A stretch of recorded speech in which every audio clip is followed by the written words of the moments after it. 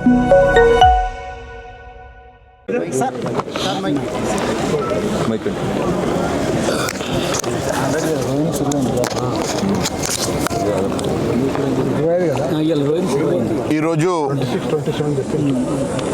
Bharatiya Janata party పక్షాన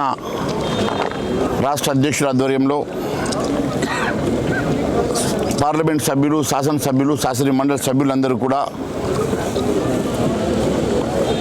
రైతు గోస BJP భరోసాని ఈ కార్యక్రమాన్ని తీసుకొని తెలంగాణ రాష్ట్రంలో కొనుగోలు అంశంలో రాష్ట్ర ప్రభుత్వం పూర్తిగా వైఫల్యం చెందిందని, మరి ఒకవైపు ముఖ్యమంత్రి 80% కొనుగోలు పూర్తయినాయని చెప్తున్నారంటే, మరి ఈ వారం రోజుల్లో ఈ కొనుగోలు కేంద్రాలని మూసేసే ఆలోచనలో ఉన్నట్టుగా స్పష్టమవుతా ఉన్నది. నేను అడుగుతా ఉన్నాను ముఖ్యమంత్రి గారిని, ఏ లెక్కల ప్రకారం ఈరోజు 80% కొనుగోలు పూర్తయిందని చెప్తున్నారో దానికి సమాధానం చెప్పాలని అడుగుతా ఉన్నాను. ఎక్కడ చూస్తే అక్కడ మేము వస్తున్న సందర్భంగా రోడ్ల వెంట కిలోమీటర్ల కొద్ద మరి వరి ధాన్యం రోడ్ల మీద పోస్తున్నది,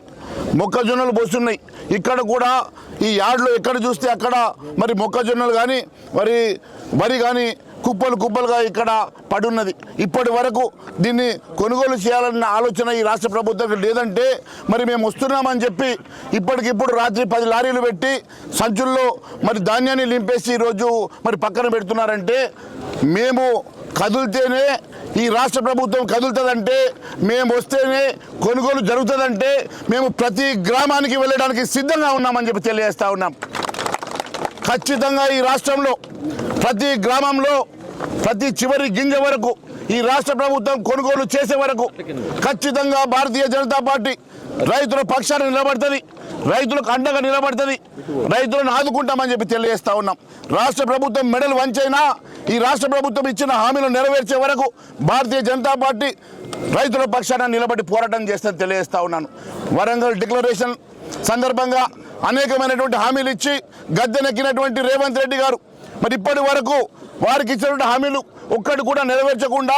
రైతు బంధు వేయకుండా, వారికి గిట్టుబాటు ధర ఇవ్వకుండా, వారు చెప్పిన 10 పంటల కొనుగోలు చేయకుండా, కనీసం ఎప్పుడు ప్రతి సంవత్సరం జరిగేటువంటి ఈ ప్యాడీ ప్రొక్యూర్మెంట్ని కూడా నీరు గార్చేటువంటి ప్రయత్నం చేస్తూ రైతు కళ్ళల్లో మన్ను కొట్టేటువంటి రేవంత్ రెడ్డి గారిని గద్దె దించే వరకు, ఇచ్చిన హామీలు నెరవేర్చే వరకు మేము రైతుల పక్షాన నిలబడతాం, రైతుల పక్షాన కొట్లాడతామని తెలియజేసుకుంటూ ధన్యవాదాలు తెలియజేస్తా ఉన్నాం. గౌరవనీయులు రాష్ట్ర పార్టీ అధ్యక్షులు